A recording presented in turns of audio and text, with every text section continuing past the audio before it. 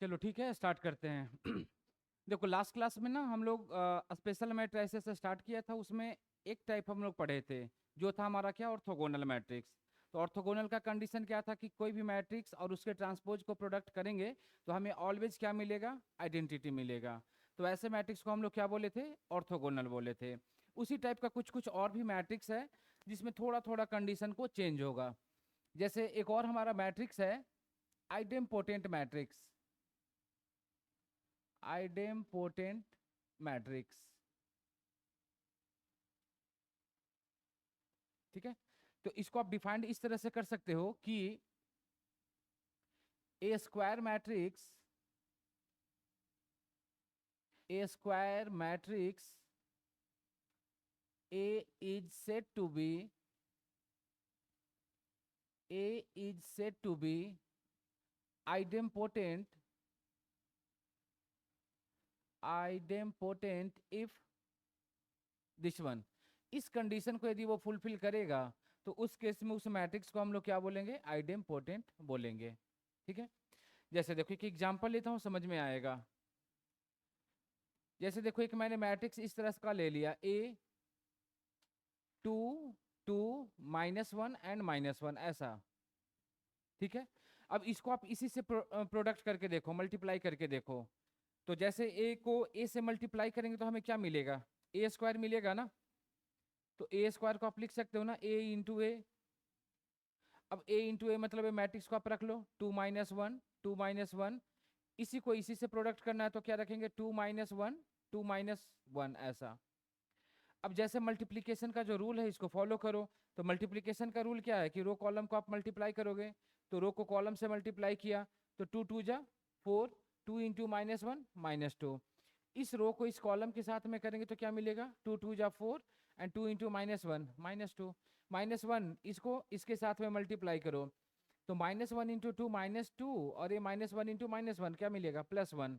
-1 × 2 क्या मिल रहा है, -2, और -1 × -1 क्या मिल रहा है, +1। देख रहे हो इसका जो रिजल्ट मिल रहा है, 4 - 2 2, 4 - 2 2 एंड -1 -1। तो ये जो मैट्रिक्स आ गया किसके इक्वल आ गया, ए के इक्वल आ गया। तो हम लोग फाइंड क्या कर रहे थे, ए स्क्वायर, मिला क्या हमें, ए। तो उस केस में ये जो मैट्रिक्स है ना इसको हम लोग क्या बोलेंगे, आइडेम्पोटेंट मैट्रिक्स, ठीक है। तो बस ये कंडीशंस को आपको याद रखना कि ए स्क्वायर इक्वल टू ए होना चाहिए, ठीक है। तो आप इसे नोट कर लो।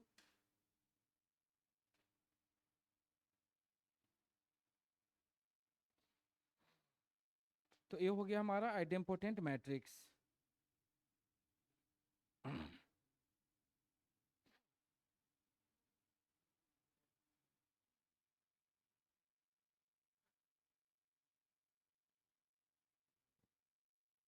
चलो लिख लिया ना, नेक्स्ट पॉइंट पे आऊं।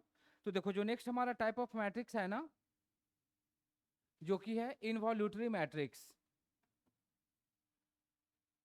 Next one is involutory matrix, INVOLUTORY।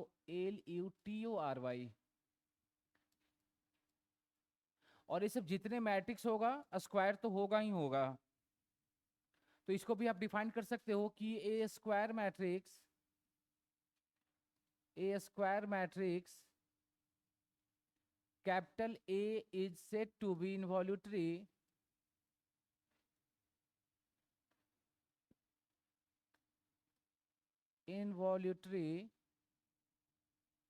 if A square equal to I। देखो यहाँ पे कंडीशन चेंज हो गया, वहां पे क्या था, ए स्क्वायर इक्वल टू ए के इक्वल। अब इस ए को हम लोग ए से मल्टीप्लाई करेंगे तो आइडेंटिटी मिलना चाहिए।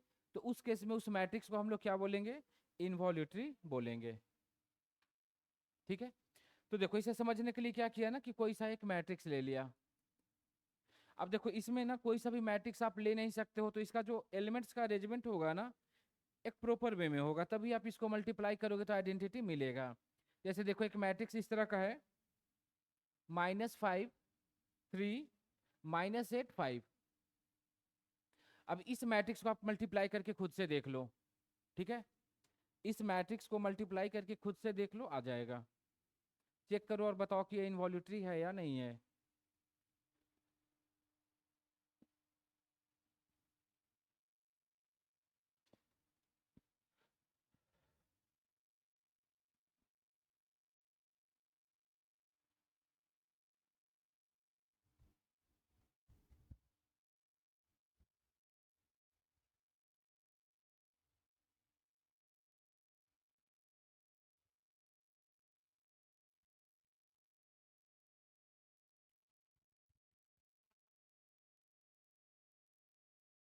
चलो आ गया सभी का, आ गया ना आइडेंटिटी।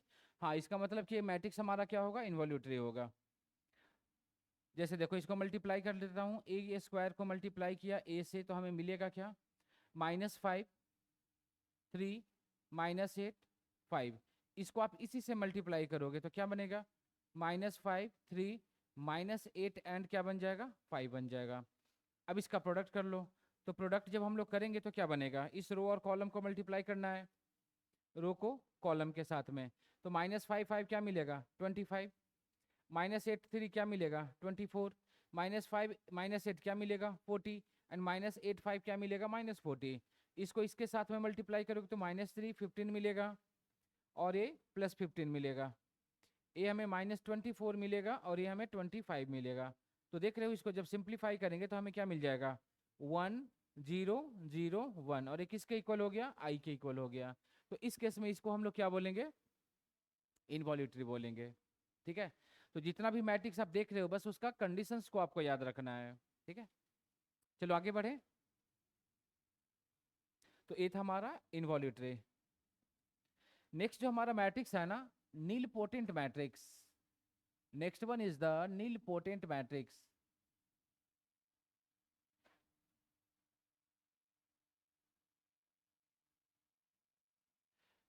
तो इसको भी आप डिफाइन कर सकते हो कि कोई भी मैट्रिक्स स्क्वायर मैट्रिक्स नील पोटेंट होगा, इसका मतलब एक कंडीशन को फुलफिल करेगा। देखना, ए टू दी पावर के इक्वल टू, मैंने ले लिया क्या, 0, ऐसा।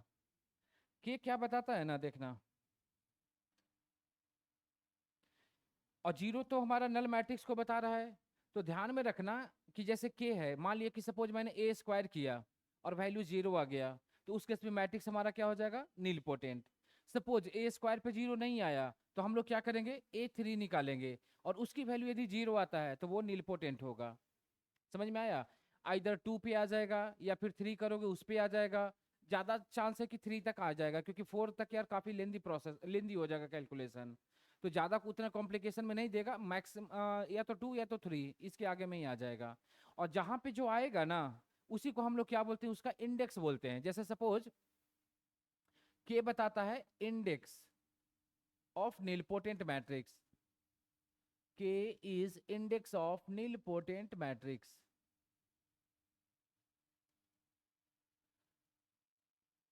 सपोज मैट्रिक्स हमारा ए स्क्वायर पे आ गया, तो उस केस में 2 को हम लोग क्या बोलेंगे, इंडेक्स बोलेंगे।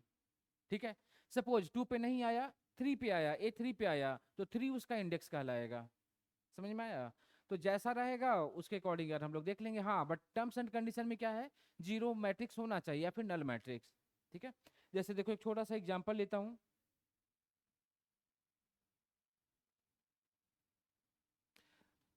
देखो एक किस तरह का एग्जाम्पल दिया हुआ है, मैट्रिक्स मैंने ले लिया इस तरह का, AB -A² B², और इधर पे ले लिया -AB, ऐसा। अब देखना इसका जब प्रोडक्ट करोगे ना, तो देखना 0 मैट्रिक्स मिलेगा ही मिलेगा। देख लो, इसे चेक करके बताओ।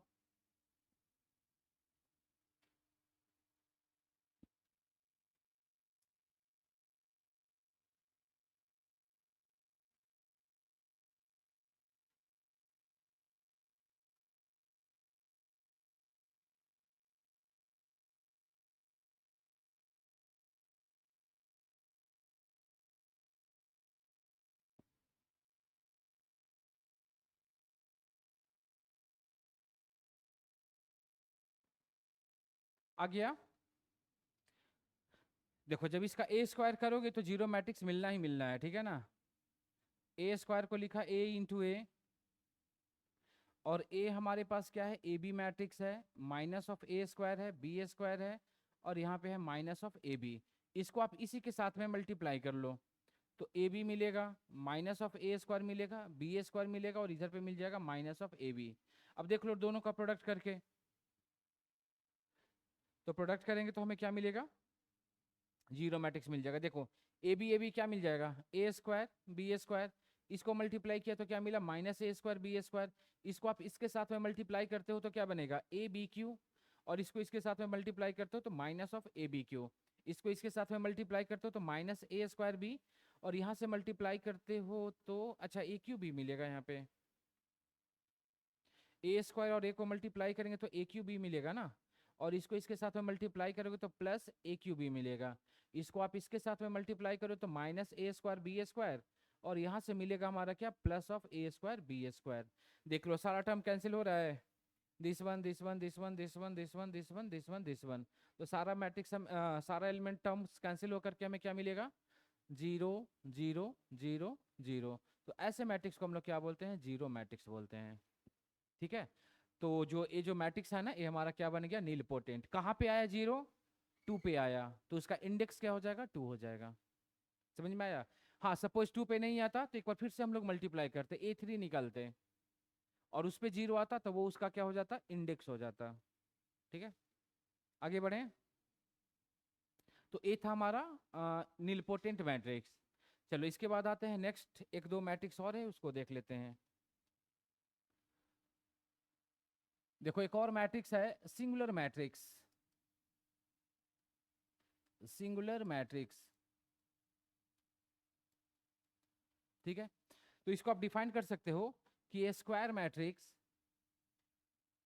ए square matrix A is said to be singular, said to be singular if determinant of A equal to क्या हो जाएगा, 0 मिलेगा। डिटर्मिनेंट, डिटर्मिनेंट क्या होता है इन डिटेल्स आगे हम लोग देखेंगे, फिलहाल थोड़ी बहुत तो मालूम होगा ही, बताया भी हूँ।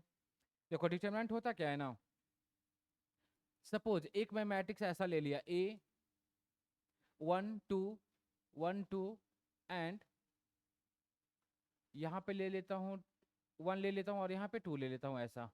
ठीक है, अब देखना इसका जब डिटर्मिनेंट निकालेंगे तो डिटर्मिनेंट ऑफ ए ऐसा बन जाएगा हमारा 1 1 2 2। तो डिटर्मिनेंट की वैल्यू फाइंड करने के लिए इस तरह का क्या करते हैं, क्रॉस मल्टीप्लाई करते हैं ना। तो देखो 1 इंटू 2 करेंगे क्या मिला, 2, 1 इंटू 2 करेंगे क्या मिला, 2, 2 माइनस 2 क्या हो गया, 0। तो इसका आउटपुट 0 मिल गया, डिटर्मिनेंट 0 मिल गया। तो इस मैट्रिक्स को हम लोग क्या बोलेंगे, सिंगुलर बोलेंगे। ठीक है, हाँ एक चीज है जो अभी हम लोग क्रॉस मल्टीप्लाई किए ना, ये ओनली डिटर्मिनेंट के लिए एप्लीकेबल है। आप यदि यहाँ पे इस तरह का क्रॉस मल्टीप्लाई करते हो तो भी तो 0 मिल रहा है ना, लेकिन ये अप्रोच गलत है, क्योंकि मैट्रिक्स का कोई वैल्यू नहीं होता है, डिटर्मिनेंट की वैल्यू होती है। ठीक है, तो ये सब गलती बिल्कुल नहीं करना, ध्यान रखना कि जब भी वैल्यू फाइंड करना होगा डिटर्मिनेंट में हम लोग क्रॉस मल्टीप्लाई करते हैं, ना कि मैट्रिक्स में। ठीक है, क्योंकि मैट्रिक्स और डिटर्मिनेंट में जो मेन डिफरेंस है ना, वैल्यू का ही डिफरेंस है। डिटर्मिनेंट की एक फिक्स्ड वैल्यू होती है, मैट्रिक्स का कोई वैल्यू नहीं होता है। Matrix is just an arrangement of numbers. ठीक है ना, नंबर्स की क्या है, वो अरेंजमेंट है। बट डिटर्मिनेंट अरेंजमेंट है लेकिन उसका एक वैल्यू होता है। तो डिटर्मिनेंट में इन डिटेल्स हम लोग देखेंगे। हाँ फिलहाल छोटा सा चीज था इसलिए इसको यहाँ पे बता दिया। क्लियर हो गया सिंगुलर मैट्रिक्स। देखो इसी तरह का मिलेगा एक और हमारा नॉन सिंगुलर मैट्रिक्स। ठीक है ना, नॉन सिंगुलर मैट्रिक्स।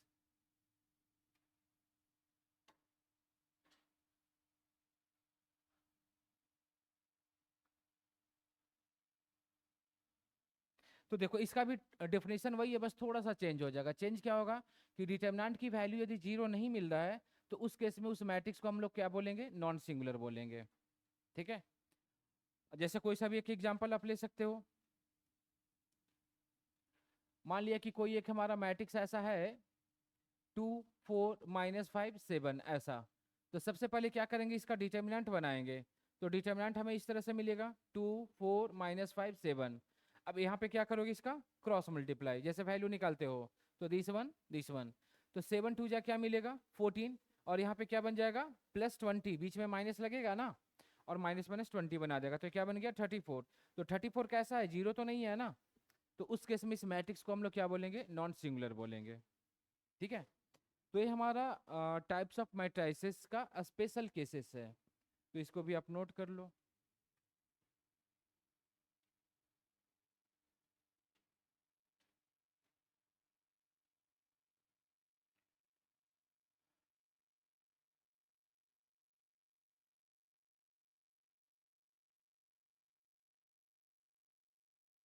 हो गया ना, समझ में आ गया चीज है। चलो एक क्वेश्चन देख लेते हैं, इसके बाद फिर हम लोग नेक्स्ट टॉपिक पे आता हूं। देखो ये क्वेश्चन इस तरह का है, जितने अभी तक हम लोग टाइप पढ़े हैं उसमें उससे रिलेटेड। The matrix A equal to -5 3 1 -8 5 2 -8 5 2 and 0 0 -1. The matrix this one is your first option is idempotent matrix,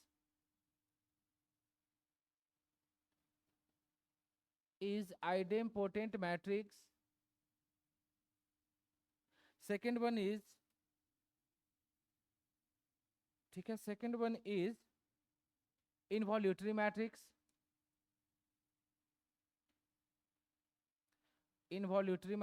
third one is nilpotent matrix,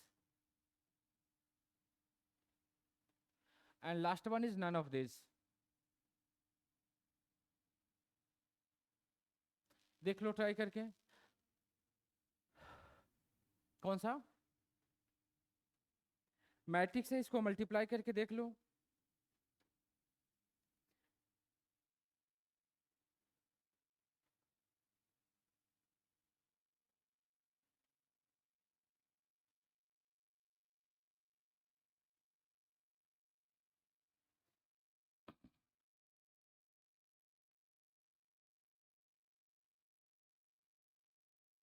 आया किसी का?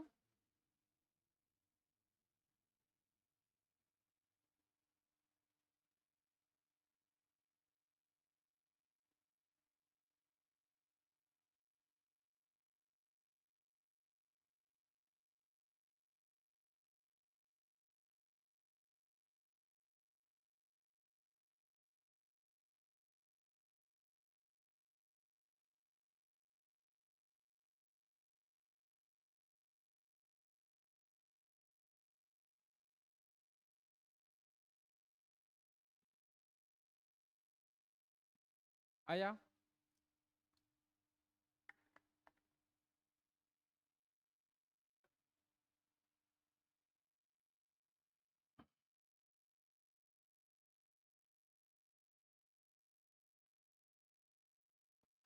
ऑप्शन बी ना, इनवॉल्यूटरी।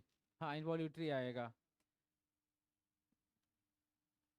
देखना जब इसका आप मल्टीप्लाई करोगे ना, इट मीन ए स्क्वायर निकालोगे ना, तो आइडेंटिटी मिल जाएगा। आइडेंटिटी मिल जाएगा मतलब उसको हम लोग क्या बोलेंगे इनवॉल्यूटरी बोलेंगे। हो जाएगा ना सभी का?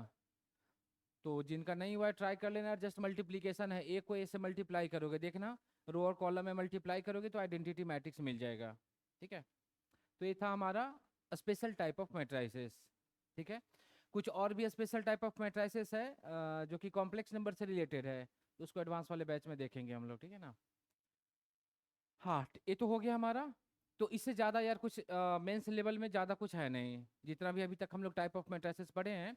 हाँ कुछ अभी और भी मिलेगा जिसमें डिटर्मिनेंट से रिलेटेड मिलेगा, जिसमें डिटर्मिनेंट के एप्लीकेशंस मिलेगा, तो उसको देखेंगे हम लोग वहाँ पे। फिलहाल इसका जो नेक्स्ट है एलिमेंट्री ट्रांसफॉर्मेशंस, एलिमेंट्री ट्रांसफॉर्मेशंस।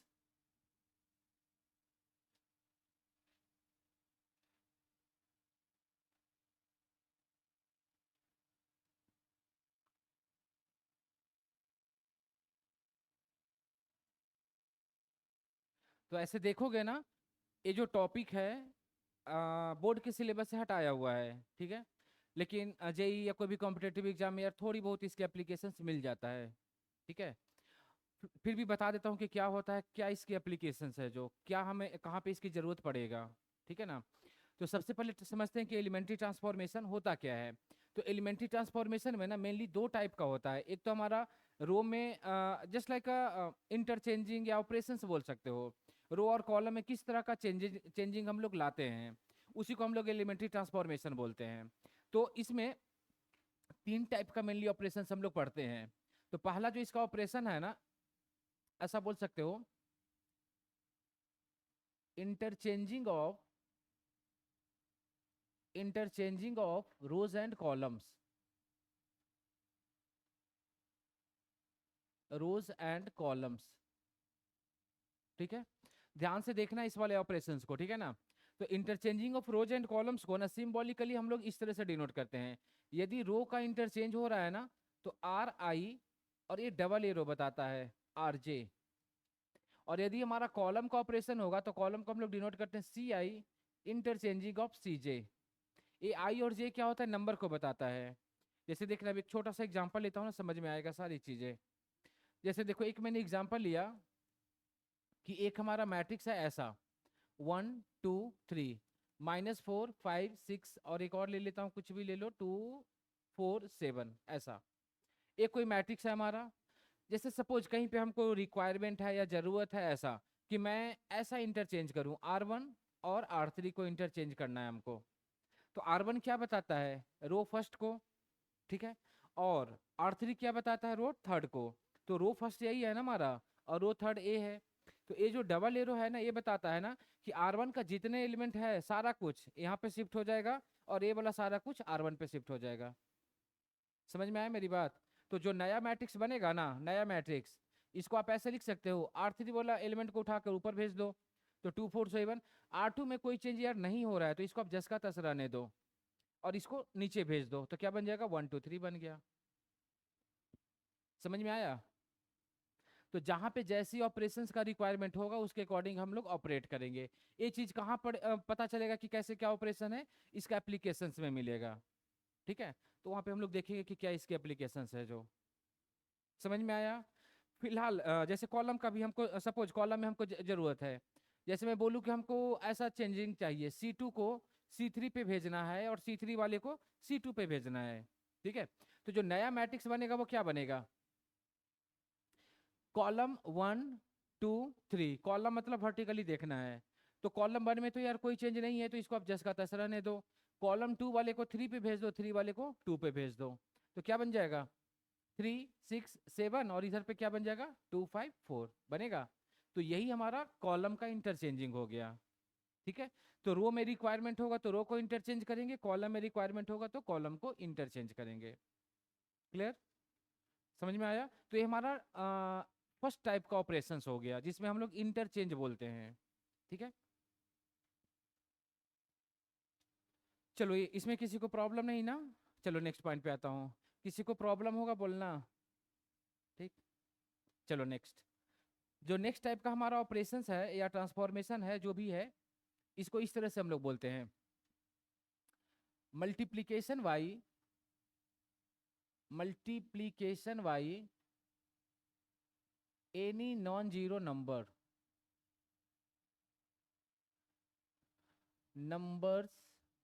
या कांस्टेंट भी आप बोल सकते हो, इन रोज एंड कॉलम्स।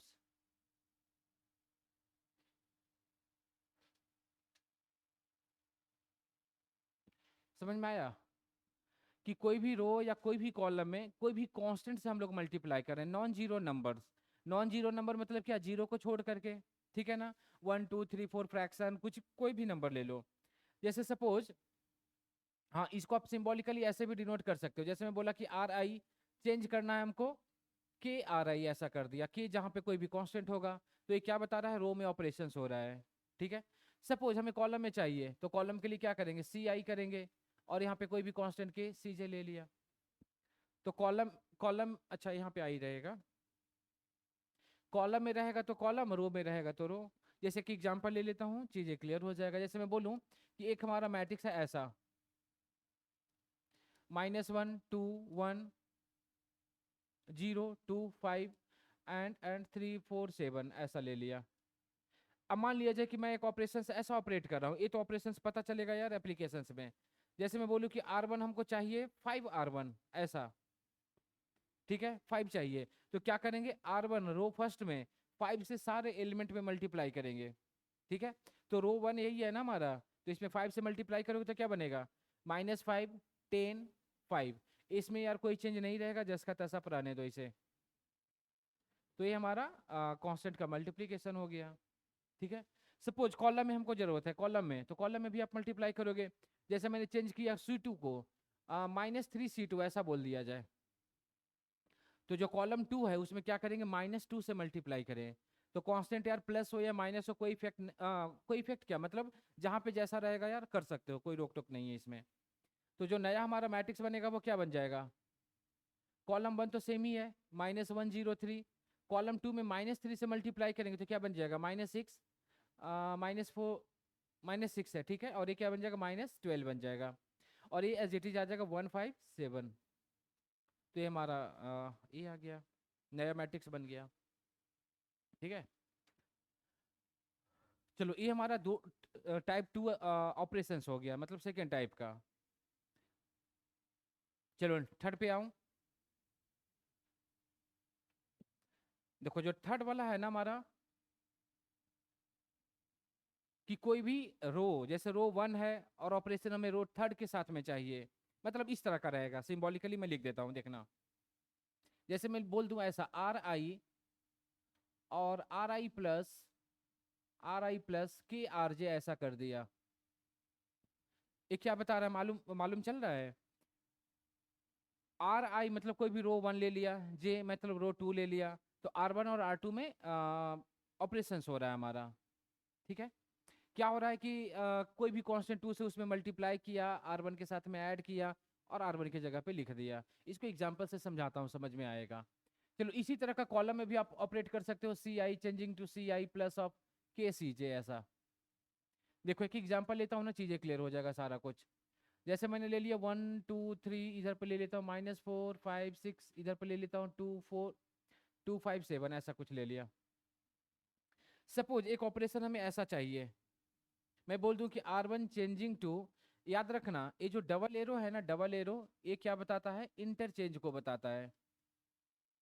इंटरचेंज, इंटरचेंज मतलब एक के बदले एक, R1 के बदले R2, R2 के बदले R1। और जो सिंगल एरो है ना, सिंगल एरो, ये क्या बताता है, ओनली चेंज को बताता है। ओनली ये क्या बताता है, चेंज को बताता है, ठीक है। इसको हम लोग इस तरह से पढ़ते हैं, R1 चेंजेस टू, और जो पहले देखा था वो क्या था, R1 इंटरचेंजिंग R2 ऐसा। तो डबल एरो मतलब इंटरचेंज, सिंगल एरो मतलब चेंज ओनली, ओके। हाँ, जैसे मैं एक ऑपरेशन ऐसा ऑपरेट करूं, देखना ध्यान से, R1 changing to R1 plus of 2R3 ऐसा लिख दिया मैंने, ठीक है। ध्यान से देखना, यही सबसे कॉम्प्लिकेटेड है तुम्हारा। तो एक क्या बताता है ना कि R3 में 2 से मल्टीप्लाई करेंगे, R1 के साथ में ऐड करेंगे और कहाँ पे लिखेंगे, R1 पे लिखेंगे। समझ में आया। तो R3 यही है ना, तो इसमें आप 2 से मल्टीप्लाई करो, तो 2 2 जा 4 + 1 5, और कहाँ पे लिखना है हमें, R1 में ही तो लिखना है ना। 5 2 जा 10, 10 + 2 12 लिख दिया। 7 2 जा 14, 14 + 3 17 लिख दिया। तो ये हमारा चेंज बना, ठीक है। और ये तो इसमें तो कोई चेंज नहीं होगा ना, इसको आप ऐसे ही रहने दो। क्लियर हुआ है पॉइंट, या है कोई डाउट किसी को। सपोज यहाँ पे माइनस रहता तो इसको इससे मल्टीप्लाई करते और R1 माइनस इससे करते और कहाँ पे लिखते, R1 पे लिखते। तो ये सबसे कॉम्प्लिकेटेड बोल सकते हो तीनों में, और यही 3 टाइप का ही ऑपरेशन मिलेगा हमें, इसलिए इस पार्ट को बोर्ड के सिलेबस से हटा दिया था। हाँ, इसका देखना एप्लीकेशन में पता चलेगा कि कैसे क्या होता है जो। हाँ, इसी तरह का आप कॉलम में भी ऑपरेशन यूज कर सकते हो। जैसे मैं कॉलम में ऐसा कुछ कहीं पे लगाना रहेगा, C2 changing to C2 minus of 2C1 ऐसा कर दिया, ठीक है। तो क्या करेंगे इसमें, जो मैट्रिक्स हमारा बनेगा, चेंज कहाँ पे होगा, कॉलम 2 में होगा। तो कॉलम 1 को तो जस का तस रहने दो, 1 -4 एंड 2 ऐसा। C2 हमारा ए है और इसमें 2 से मल्टीप्लाई करना है, और माइनस कैसे करना है ध्यान में रखना, C2 - 2C1, तो इसमें 2 से मल्टीप्लाई किया तो 1 × 2, और इसको इससे माइनस करेंगे तो क्या बन जाएगा, 0। 4 -4 × 2 -8, इसको इससे माइनस करेंगे क्या बनेगा, 13 हो जाएगा। इसको 2 से मल्टीप्लाई करेंगे तो 4, और इसको इससे माइनस करेंगे तो क्या बनेगा, 1 बन जाएगा। इसमें तो कोई चेंज नहीं है, इसको आप ऐसे ही रहने दो, 3 6 7। बोलो कोई दिक्कत नहीं ना। तो बस यही है हमारा elementary transformation of a matrix, और इसी को हम लोग बोलते हैं elementary row operations and column operations. ठीक है, इस तीन टाइप के अलावा आप किसी भी टाइप में का ऑपरेशन आप नहीं यूज कर सकते हो। समझ में आया? जो फॉर्मेट है यही तीन फॉर्मेट में होना चाहिए operations, either interchange, either column का कांस्टेंट का मल्टीप्लिकेशन, या फिर रो, किसी भी दो रो या तीन रो में ऑपरेशंस। ठीक है, जैसे सपोज एक और कहीं पे हमको ऐसा जरूरत पड़े, ये भी बहुत कॉमन ऑपरेशंस है, बहुत जगह पे यूज भी आया क्वेश्चन में। जैसे हमको जरूरत ऐसा है, C1 changing to C1 plus C2 plus C3। ठीक है, C1 changing to C1 C2 C3, तो नया मैट्रिक्स क्या बनेगा? नया जो बनेगा वो क्या बनेगा? क्या होगा?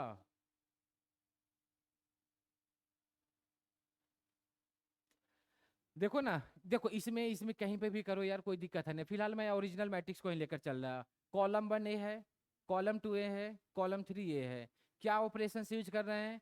C1 C2 C3 तीनों को ऐड कर रहे हैं। तो पहला इसको ऐड किया 1 प्लस 2 3 प्लस 3 6, कहाँ पे लिखना है? 1 पे, तो 6 यहाँ पे आ गया। इस पे आता हूँ तो -4 प्लस 5 1 प्लस 6 क्या मिलेगा? 7 लिख दिया। 2 प्लस 5 7 7 प्लस 7 14 लिख दिया यहाँ पे। बाकी तो कोई चेंज नहीं है ना यार। 2 5 5 और ये क्या बन जाएगा? 3 6 7, तो ये बन गया हमारा। तो जैसा भी रहेगा इसी तरह का आप इसमें भी ऑपरेशन कर सकते हो, R1 changing to R1 plus R2 plus R3। तो एक क्या बता रहा है? रो तीनों को ऐड करना और कहाँ पे लिखना है? R1 पे लिखना है। जैसे हमको इसी में लिखना रहेगा तो R1 R2 R3, इसको इसके साथ में ऐड करो, इसको इसके साथ में, और कहाँ पे लिख देना? इसमें लिख देना है। ठीक है ना? तो आई थिंक यार समझ में आ गया होगा ये ऑपरेशंस क्या होता है जो। ठीक है, अब इसका एप्लीकेशंस क्या होता है उसको हम लोग देखते हैं। ठीक है, और इसमें यार किसी को भी थोड़ा बहुत भी प्रॉब्लम होगा, कंफ्यूजन, तो बता सकते हो। नहीं ना? तो चलो इसका एप्लीकेशन देखते हैं। हाँ, और एप्लीकेशन जो अभी हम लोग देखेंगे ऑफिशियली वो सिलेबस में है नहीं, अनऑफिशियली हम लोग देख रहे हैं। ठीक है, क्या? देखो एक हमें टाइप ऑफ मैट्रिक्स है inverse of a matrix, inverse of a matrix.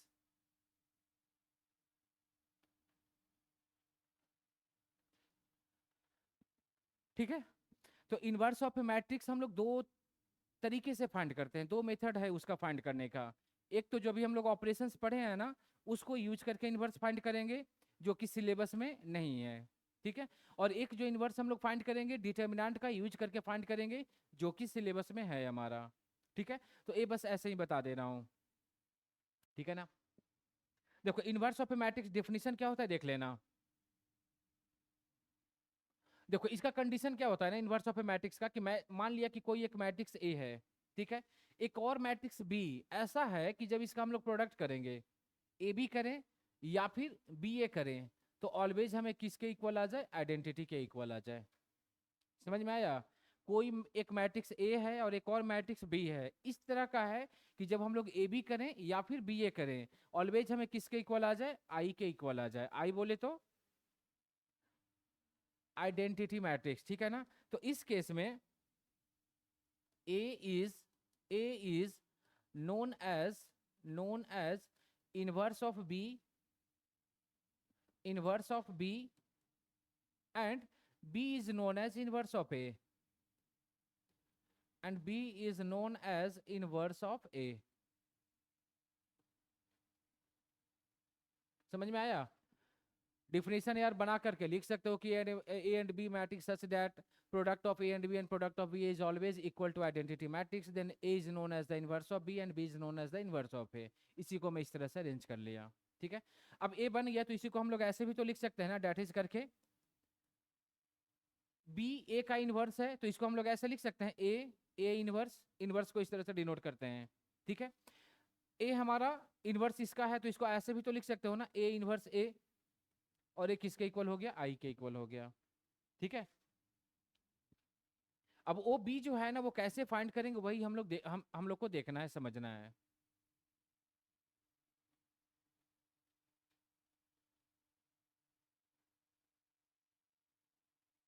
हो गया ना?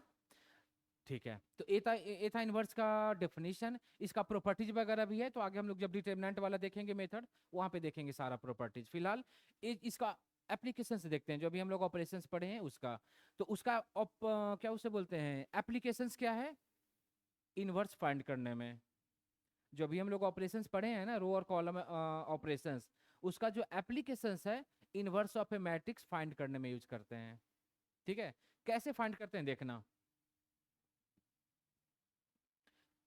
देखो क्वेश्चन इस तरह का बनेगा कि यूजिंग एलिमेंट्री ऑपरेशंस, ऐसा मेंशन किया हुआ रहता था पहले, अभी तो फिलहाल नहीं आएगा। यूजिंग एलिमेंट्री ऑपरेशंस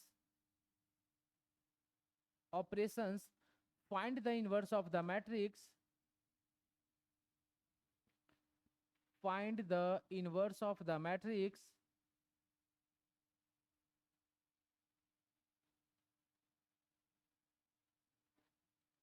मैट्रिक्स में इस तरह का एक ले लेता हूं, दिस वन 1 2 3 एंड 4 ऐसा कुछ ले लिया। 2 by 2 का लिया हूं ताकि बस कॉन्सेप्ट समझ में आ जाए, क्योंकि एग्जाम से यार कोई लेना देना इसका है नहीं। ठीक है ना? इनवर्स जो अभी हम लोग ऑपरेशंस वाला पढ़ रहे हैं ना, एलिमेंट्री ऑपरेशंस वाला, ये सिलेबस में नहीं है। ठीक है, डिटर्मिनेंट वाला सिलेबस में है। ठीक है, तो पहले ही मैं बोल चुका हूं ये चीज, ये तुम्हारा सिलेबस में नहीं है। ठीक है, ठीक ना?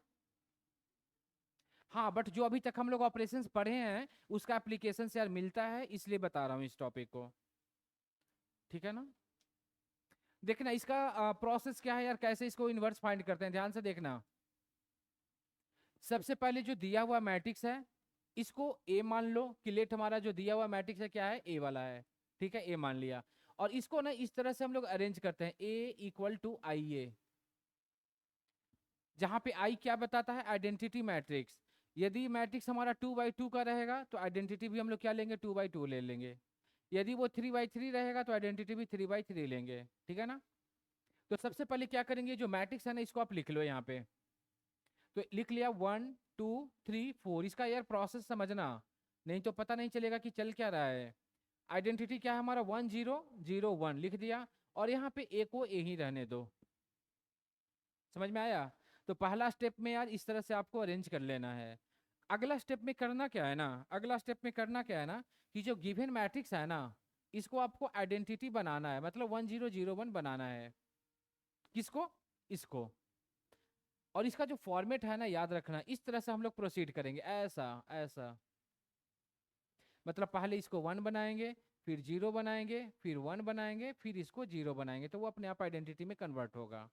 मतलब कि देखना, ये जो एलिमेंट है ना इसको पहले 1 बनाएंगे, तो ये तो 1 है, इसमें कोई दिक्कत है नहीं। ठीक है, तो पहला काम तो कंप्लीट है हमारा। दूसरा काम पे आते हैं, इसको 0 बनाना है, इस वाले पार्ट को, इसको। अब आपको सोचना होगा कि कैसे 0 बनेगा, कौन सा ऑपरेशन यूज करें ताकि वो 0 बन जाए, बता सकते हो? यही है यार सोचना तुम्हें, ऑपरेशंस कौन सा ऑपरेशंस यूज करेंगे ताकि ये एलिमेंट 2 है ना वो 0 बन जाएगा। बोलो।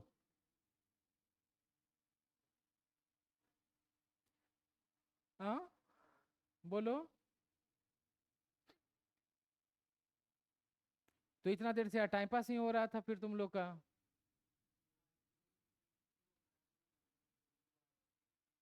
R2 - समझ में आया? देखो ऑपरेशन यहाँ पे जो यूज करेंगे ना, मेन है वो चीज को अप्लाई करो। तो R2 में हमको चेंज चाहिए, तो इसको ऐसे लिख दिया, R2 - 2 R1। देखो इधर उधर एलिमेंट क्या रहा है कोई फर्क नहीं पड़ेगा, बस वो फॉर्मेट को लेकर के चलो। तो हमें यहाँ पे 0 चाहिए, तो क्या बोला कि R2 - 2 R1, मतलब R1 में 2 से मल्टीप्लाई करेंगे और इसको इससे माइनस कर लेंगे। इसका मतलब R1 भी जस्ट का तस आ जाएगा। अब 2 से मल्टीप्लाई किया तो क्या मिला, 2 2 - 2 क्या मिल गया, 0। 2 से मल्टीप्लाई किया तो क्या मिला, 6। और 4 - 6 क्या मिला, मिला अब जो ऑपरेशन आप यहाँ पे यूज किए हो ना, सेम ऑपरेशन आप इसके लिए भी यूज करना है हमें।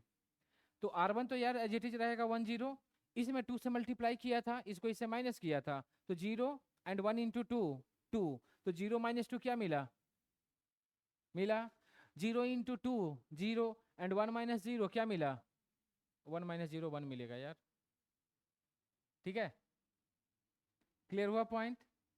देखो अब 1 बन गया, 0 बन गया, अब क्या करना है आपको, इसको 1 बनाना है, इसको। ठीक है, तो कैसे 1 बनेगा ये आपको सोचना है। फॉर्मेट वही है, उसी को मद्देनजर सारा ऑपरेशन यार यूज करना है। यहाँ पे 1 बनाना है, कैसे 1 बनेगा,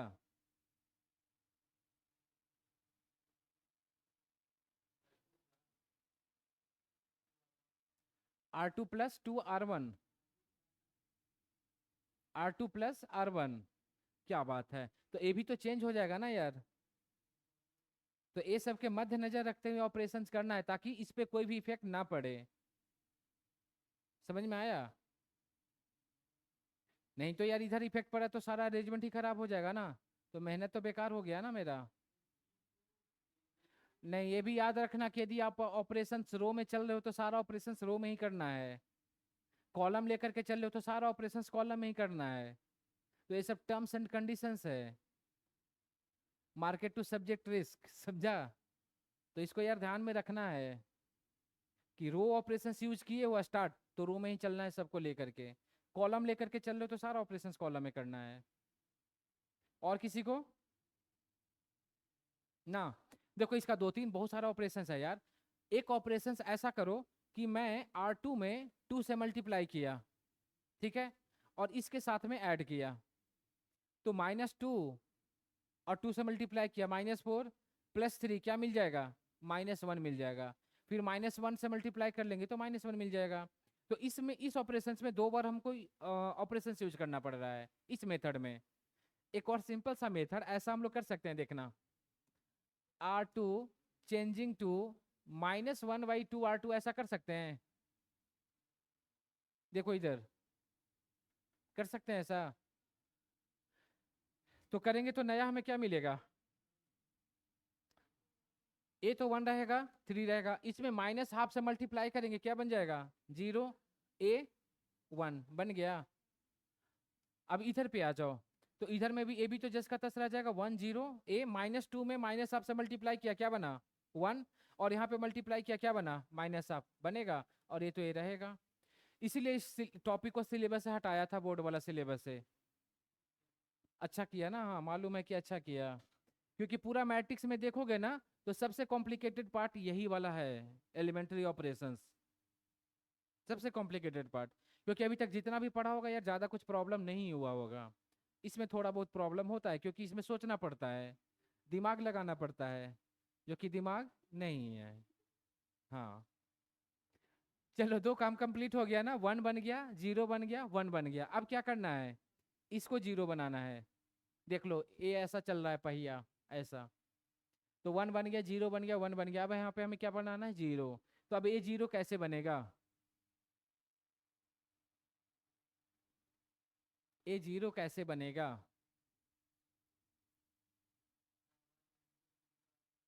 R1 माइनस, समझ में आया, मतलब चेंज हम लोग करेंगे क्या, R1 changes to R1 minus 3R2, तो 1 और इसमें 3 से मल्टीप्लाई किया तो 0 ही मिलेगा ना, तो 1 माइनस 0 1, इसमें 3 से मल्टीप्लाई किया तो 3, और 3 माइनस 3 किया क्या बन गया 0, और ये क्या बन गया, ये तो रहेगा 0 1।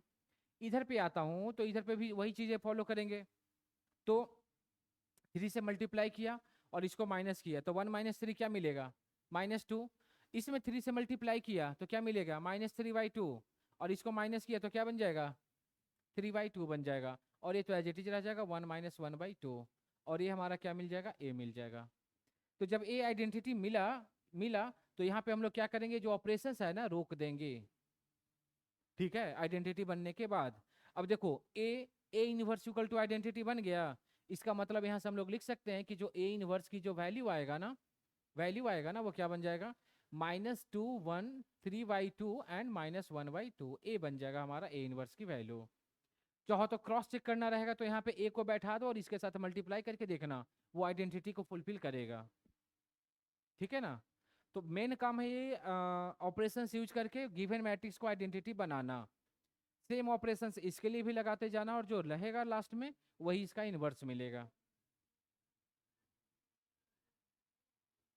तो ये था हमारा एलिमेंट्री ऑपरेशंस वाला पार्ट।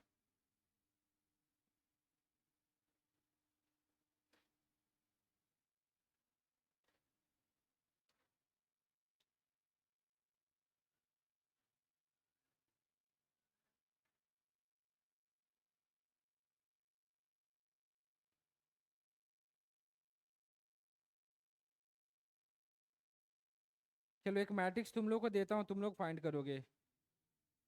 नहीं, अच्छा ठीक है यार, एक क्वेश्चन देता हूँ होमवर्क के लिए, ठीक ना। करोगे तो नहीं। हाँ टाइम रहेगा यार, कर लेना, कम से कम प्रैक्टिस हो जाएगा, ऑपरेशंस वाला सारा चीजें क्लियर हो जाएगा। समझ में आ गया ना कि करना क्या है जो। ठीक है, तो आगे बढ़े। चलो एक क्वेश्चन देता हूँ होमवर्क के लिए, कर लेना इसे।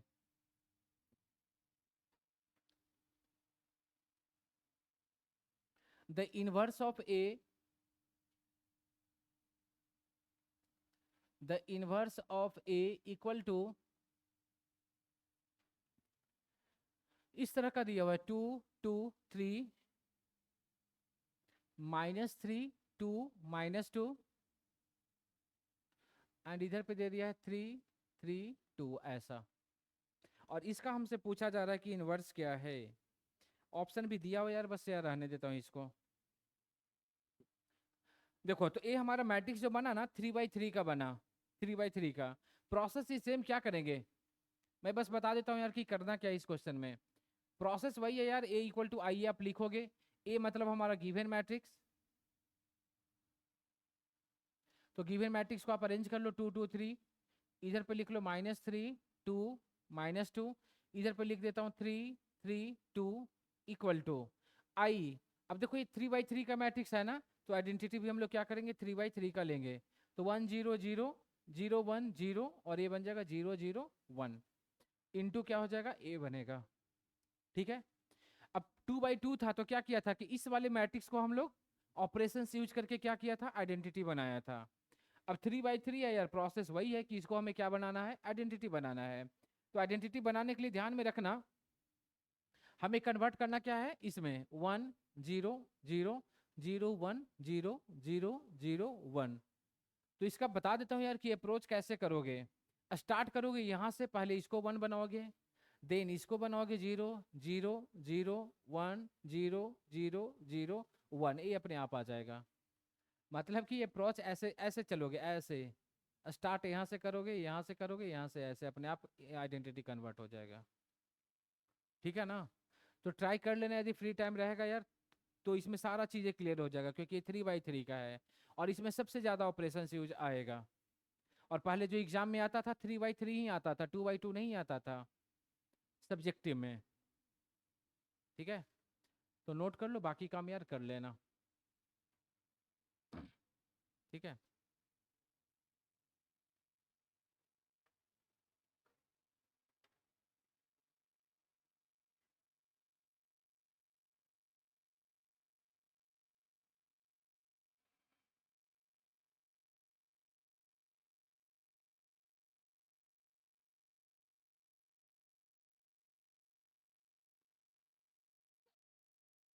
चलो हो गया ना। तो ये था हमारा इनवर्स ऑफ ए मैट्रिक्स यार, कैसे फाइंड करते हैं। इसका एक मेथड और है, हाँ बातें नहीं, इसका एक मेथड और है डिटर्मिनेंट वाला में, तो उसको पढ़ते हैं डिटर्मिनेंट, उसके बाद देखते हैं, ठीक है ना। तो नेक्स्ट जो हमारा टॉपिक रहेगा, डिटर्मिनेंट ऑफ ए मैट्रिक्स।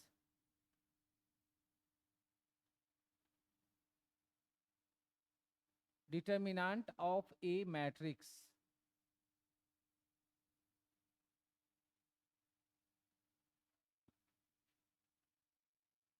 ठीक है, तो समझना डिटर्मिनेंट ऑफ ए मैट्रिक्स होता क्या है।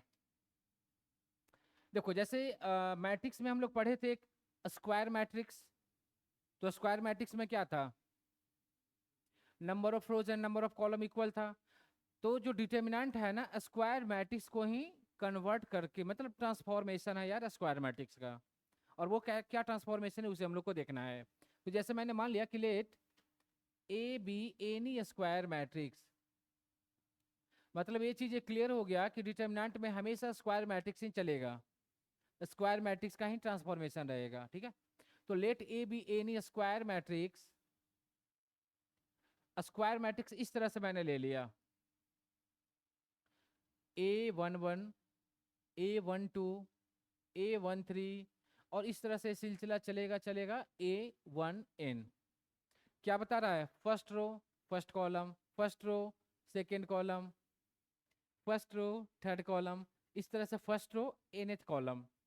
तो मैक्सिमम जो पढ़ना है यार 3/3 तक ही पढ़ना है तुम्हें, n बस मैंने समझने के लिए दे दिया, ठीक है ना।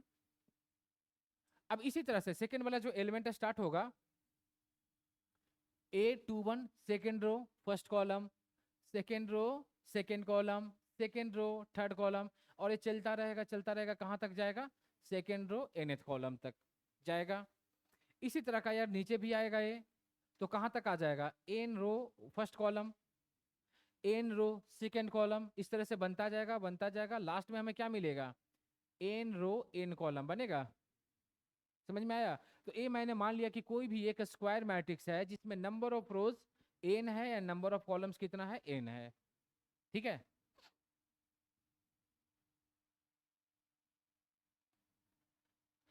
देन इसको ऐसे लिख सकते हो, देन डिटर्मिनेंट ऑफ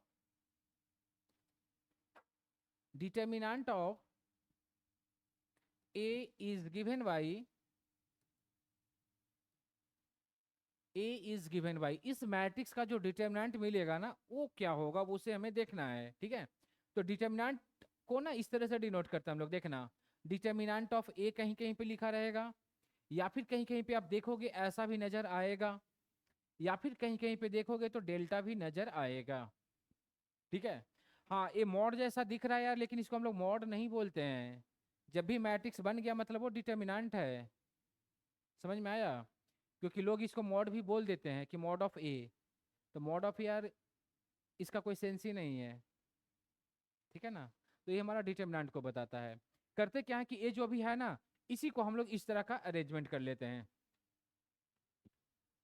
ठीक है। मैट्रिक्स में क्या रहता है, ऊपर में फोल्ड किया हुआ रहता है, डिटर्मिनेंट एकदम स्ट्रेट रहता है, और जितना भी एलिमेंट देख रहे हो ना सबको यहाँ पे बैठा दो मतलब कि इसको आप ऐसे लिख सकते हो A11 A12, इस तरह से बनेगा A1n।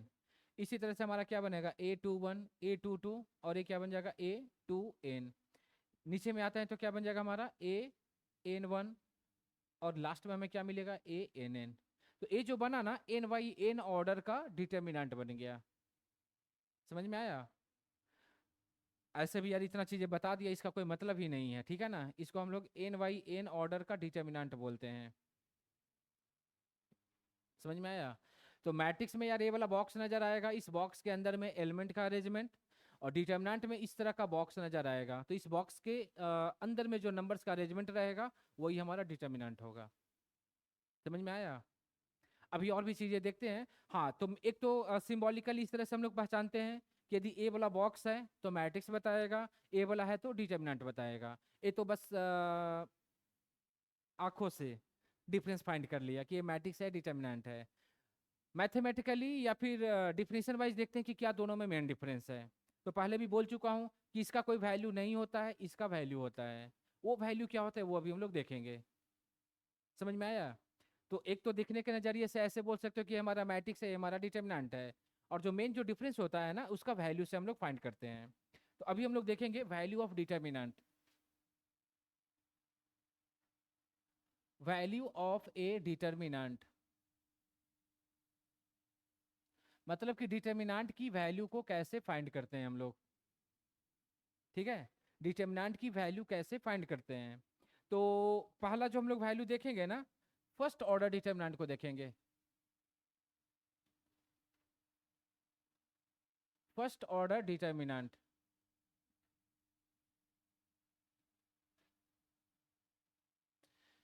देखो फर्स्ट ऑर्डर डिटर्मिनेंट क्या बता रहा है। फर्स्ट ऑर्डर डिटर्मिनेंट का मतलब क्या हुआ, हम्म जैसे मान लो कि लेट ए हमारा कोई मैट्रिक्स है जिसमें नंबर ऑफ एलिमेंट क्या है, एक है। ए क्या बताता है, एक रो और एक कॉलम को बताता है। तो इसका जब डिटर्मिनेंट हम लोग लिखेंगे ना, इसका जब डिटर्मिनेंट हम लोग लिखेंगे तो ये क्या बन जाएगा, ऐसा बन जाएगा। ठीक है, और इसको क्या लिख देंगे, ऐसा A11, और इसी को हम लोग लिख देते हैं ऐसा A11। समझ में आया? मतलब जो भी नंबर रहेगा यार वही उसका क्या हो जाएगा, डिटर्मिनेंट की वैल्यू हो जाएगा। जैसे मैं पूछूं, एक एग्जांपल देता हूं कि ए हमारा कोई मैट्रिक्स है -5। ठीक है, इसका डिटर्मिनेंट की वैल्यू क्या होगा, -5 या 5। देखो कोई कोई गलती क्या करता है, इसको डिटर्मिनेंट में ऐसे लिख दिया और ये क्या बन गया हमारा -5। अब किसी किसी को नजर आ जाता है कि ये मॉड है, और जैसा ही मॉड आता है तो लोग गलती क्या करते हैं कि इसको 5 लिख देते हैं, जो कि हमें लिखना नहीं है, क्योंकि ये मॉड नहीं है, मैं पहले ही बोल चुका हूँ, डिटर्मिनेंट है। लेकिन एग्जाम वगैरह में लोग ये गलती करके आ जाते हैं। ठीक है, क्योंकि माइंड में ये चीज़ चलता रहता है कि जैसे ही वर्टिकल लाइन दिखा मतलब मॉड नजर आ गया, तो इस चीज़ को यार बैठा लो कि वो डिटर्मिनेंट है। हाँ, कोई नंबर ऐसा रहे ना तो आप लिख सकते हो। जैसे मैं अभी मैट्रिक्स ना दे करके जस्ट तुमसे ऐसे पूछूं कि ऐसा -5 है, ठीक है, तो ये हमारा मॉड को बता रहा है। ठीक है, तो इसको हम लोग आप ऐसे 5 आप लिख सकते हो। तो ध्यान वो पता चल जाएगा यार कि कहाँ पे डिटर्मिनेंट है कहाँ पे मॉड है, जो तो इसमें ज़्यादा टेंशन लेने की ज़रूरत नहीं है। समझ में आया? तो ये था हमारा फर्स्ट ऑर्डर डिटर्मिनेंट, जो किसी काम का नहीं है। हाँ, इसका कोई काम का मतलब ही नहीं मिलेगा, कहीं कहीं पे जरूरत मिल गया तो मिल गया। मेनली जो जरूरत पड़ता है यार वो 2x2 का या 3x3 का मिलता है, ठीक है ना। मेनली जो जरूरत तुमको पड़ेगा ना 2x2 या 3x3 का पड़ेगा, और ज़्यादा 3x3 का मिलेगा। 2x2 का बोर्ड एग्जाम वगैरह में आ सकता है। ठीक है, देखते हैं। तो नेक्स्ट जो हम लोग देखेंगे ना, second order determinant. Second order determinant.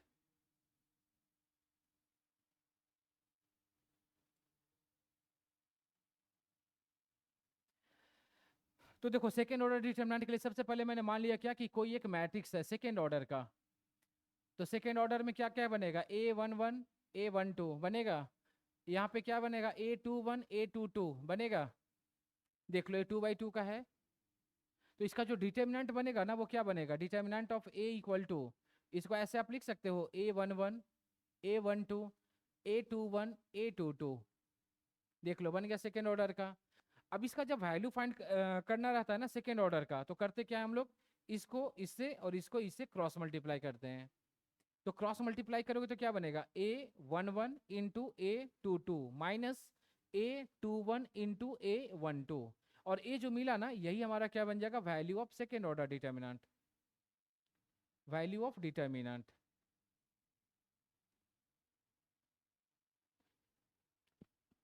Clear हुआ पॉइंट?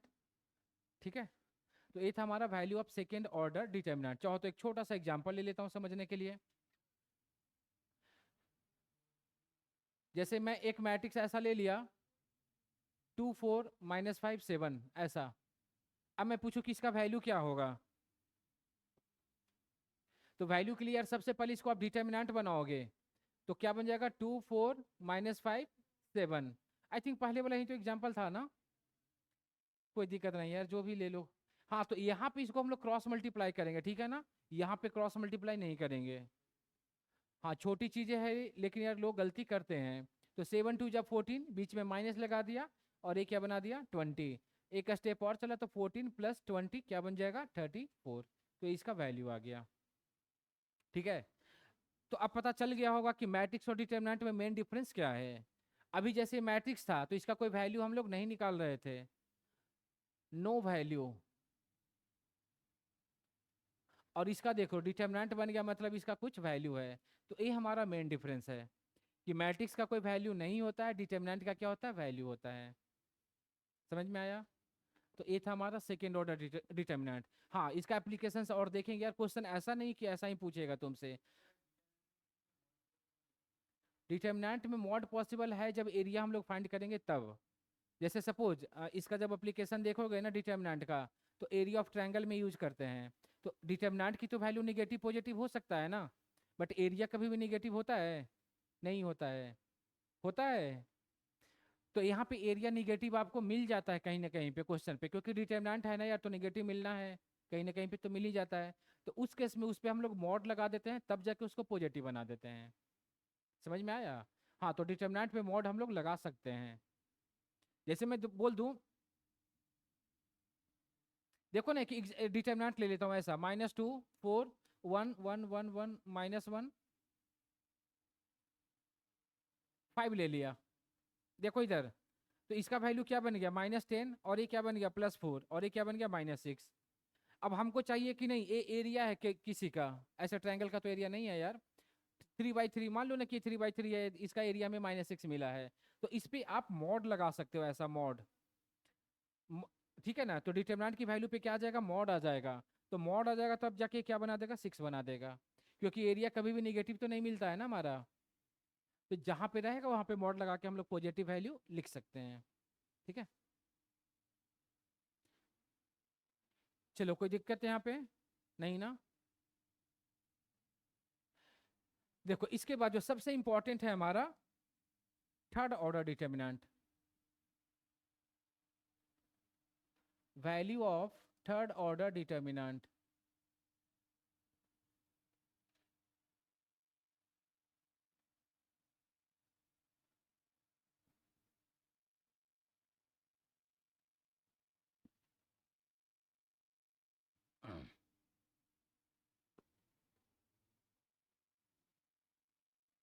ठीक है, देखो थर्ड ऑर्डर डिटर्मिनेंट के लिए ना सबसे पहले एक थर्ड ऑर्डर कंसीडर कर लेता हूं कोई भी। जैसे मैंने मान लिया कि let A be an square matrix this one, A11 A12 A13 A21 A22 A23 A31 A32, और ये क्या बन जाएगा, A33 बन जाएगा, हमारा थर्ड ऑर्डर का है। इसका डिटर्मिनेंट लिखना रहेगा, तो क्या लिखेंगे, determinant of A equal to, इसको डिटर्मिनेंट के फॉर्म में अरेंज कर लो, A11 A21 A31 A12 A22 A32, और इधर पे क्या बन जाएगा, A13 A23 और A33 बन गया हमारा। हाँ, अब इसका कैसे वैल्यू फाइंड करते हैं ना, दैट इज इंपॉर्टेंट, ध्यान से समझना। और इसे समझने के लिए ना एक और इसमें हम लोग साइन ऑफ डिटर्मिनेंट लिखते हैं, साइन ऑफ डिटर्मिनेंट।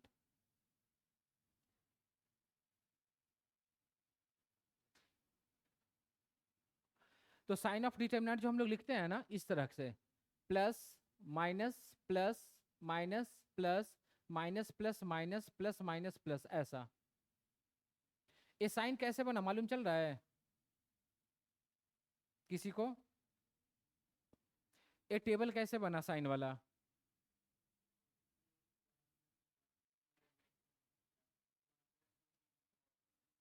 और ठीक है, थोड़ा बहुत ठीक ही बता रहे हो। ये जो साइन बना है ना यार, इसके लिए ए वाला पॉइंट को फॉलो कर सकते हो, -1 to the power i plus of j।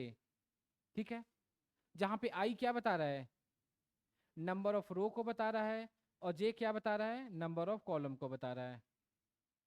अभी देखो ना, ए किस रो किस कॉलम में है, फर्स्ट रो फर्स्ट कॉलम, तो -1 का पावर 1 + 1 क्या मिलेगा, 2, तो -1 का पावर 2 क्या हो गया, पॉजिटिव। ए देखो किस रो किस कॉलम में है, फर्स्ट रो सेकेंड कॉलम, तो -1 टू द पावर 1 + 2 3, तो -1 का पावर 3 निगेटिव बन गया हमारा। और ज्यादा दिमाग नहीं लगाना, तो बस इसको फॉलो करो, अल्टरनेटिवली साइन चेंज होगा, plus minus plus plus minus plus, कहीं पे भी जाओ अल्टरनेटिवली, तो जिस रो जिस कॉलम से जाओगे साइन हमेशा अल्टरनेटिवली चेंज होगा, प्लस से स्टार्ट होगा, प्लस पे ही खत्म होगा। ठीक है, जैसे भी याद रखो यार, बस साइन को याद रखना है। अब कैसे इसको अप्लाई करेंगे, इसमें देखना ध्यान से। तो देखो डिटरमिनेंट की जब हम लोग वैल्यू फाइंड करते हैं, तो आप किसी भी रो किसी भी कॉलम से इसको इवेल्युएट कर सकते हो। समझ में आया मेरी बात? डिटरमिनेंट की वैल्यू को कोई सा भी रो कोई सा भी कॉलम से वैल्यू फाइंड कर सकते हैं। जैसे मैंने अभी फाइंड किया ऐसे, तुम्हारा मन करे कि नहीं सर हमको ऐसे करना है, तो आप बिल्कुल कर सकते हो। समझ में आया? कोई रोक टोक नहीं है, सबकी वैल्यू सेम आएगा। किसी का मन करेगा कि नहीं सर हमको तो ऐसे मन कर रहा है, बिल्कुल करो यार, कोई रोक टोक नहीं है। ठीक है ना? हाँ, बस ध्यान में रखना कि जिस रो जिस कॉलम से आप वैल्यू फाइंड कर रहे हो उसके अकॉर्डिंग ये वाला साइन को फॉलो करना है, उसके उसमें मन मर्जी नहीं चलेगा। अब तुम बोले कि नहीं सर हमको यहाँ फाइंड करना है और साइन मैं इसका फॉलो करूंगा, तो ऐसा चलेगा? ये चलबो ना, समझा? हाँ, समझ में आया? तो कोई सा भी रो कोई सा भी से वैल्यू आप फाइंड करो, साइन आप उसी के अकॉर्डिंग चलोगे। तो अभी मैं फर्स्ट रो के अकॉर्डिंग वैल्यू फाइंड कर रहा हूँ, ठीक है? अब वैल्यू कैसे लिखते हैं ध्यान से लिखना। तो फर्स्ट रो फर्स्ट कॉलम में एलिमेंट क्या है? A11, ठीक है? A11 क्या करेंगे, इस रो और इस कॉलम को हटा देंगे। जस्ट इमेजिन करो कि वो है ही नहीं, है बट नहीं है। समझ में आया? है बट नहीं है, तो इसको इमेजिन करो कि ये हट गया। जो बचा ना इसका क्या करेंगे हम लोग? Cross multiply. तो बचा एलिमेंट यही ना, इसको आप क्रॉस मल्टीप्लाई करके लिख लो। तो क्या मिलेगा? A22 A33 minus A32 A23। बना? बना? तो पहला एलिमेंट हो गया। अगला एलिमेंट का साइन क्या है? माइनस। तो यहाँ पे लगा देंगे हम लोग क्या? माइनस। और अगला एलिमेंट क्या है हमारा? A12, तो रख दिया क्या? A12। अब देखना कि A12 किस रो किस कॉलम में है, बोलो। A12 किस रो किस कॉलम में है? फर्स्ट रो सेकंड कॉलम में। तो बचा ए वाला, तो इसको इसके साथ में भेजेंगे, इसको इसके साथ में भेजेंगे। तो क्या बनेगा हमारा? A21 A33 minus A31 A23। बना? ठीक है। तीसरा एलिमेंट कौन सा है? तो तीसरा एलिमेंट का साइन क्या होना चाहिए? प्लस दे दिया। और तीसरा एलिमेंट कौन सा है हमारा पास? A13। तो यहाँ पर रख दिया क्या? A13। तो A13 देखो किस रो किस कॉलम में? First row third column. बचा क्या? ए वाला, तो ए इसके साथ में, ए इसके साथ में। तो क्या आएगा? A21 A32 minus A31 A22। अब इसको यार सिंप्लीफाई करोगे, जो आएगा वही क्या बन जाएगा? वैल्यू ऑफ डिटर्मिनेंट बन जाएगा। बोलो, कोई दिक्कत किसी को? क्या डायगोनली? अच्छा, ऐसा तो यार कुछ नहीं है, ठीक है ना? तो जब भी हम लोग वैल्यू फाइंड करते हैं ना, इधर रो और कॉलम से इवेल्युएट करते हैं, इधर first row second row third row, या फिर फर्स्ट सेकंड थर्ड, ऐसा। ठीक है ना? अब कुछ भी का मतलब कुछ भी पॉसिबल नहीं है ना यार, ठीक है ना? चलो, और इसमें किसी को कुछ कंफ्यूजन वगैरह है, किसी को डाउट वगैरह है, तो आप बोल सकते हो, बता सकते हो। ठीक है,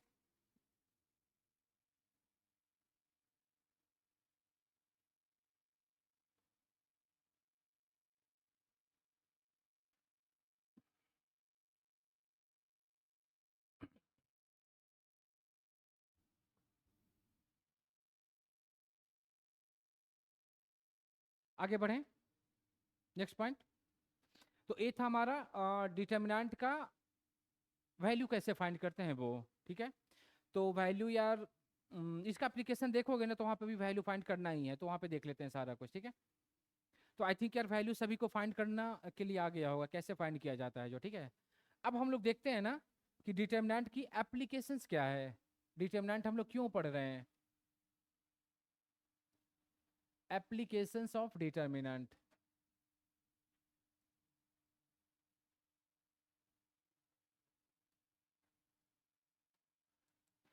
चलो, मालूम है किसी को एप्लीकेशंस ऑफ डिटर्मिनेंट कहाँ पे अप्लाई करते हैं इसको?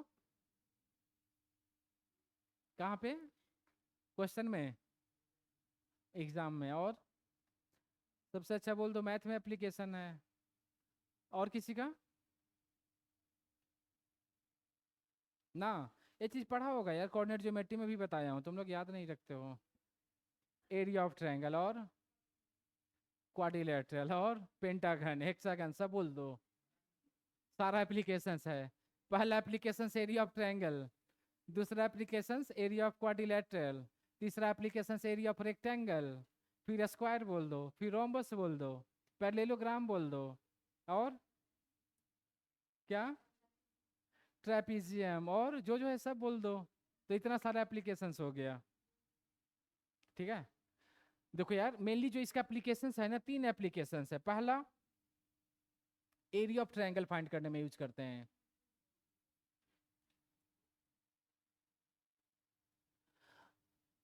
ठीक है, अब ये जो एरिया ऑफ ट्रायंगल बना ना, इसी को आप क्वाड्रिलेटरल में भी लगा दो, पेंटागन में भी लगा दो, हेक्सागन में भी लगा सकते हो। तो सारा एप्लीकेशंस ऑफ एरिया ही तो है। मतलब डिटरमिनेंट का एप्लीकेशंस मेनली जो होता है एरिया फाइंड करने में। समझ में आया?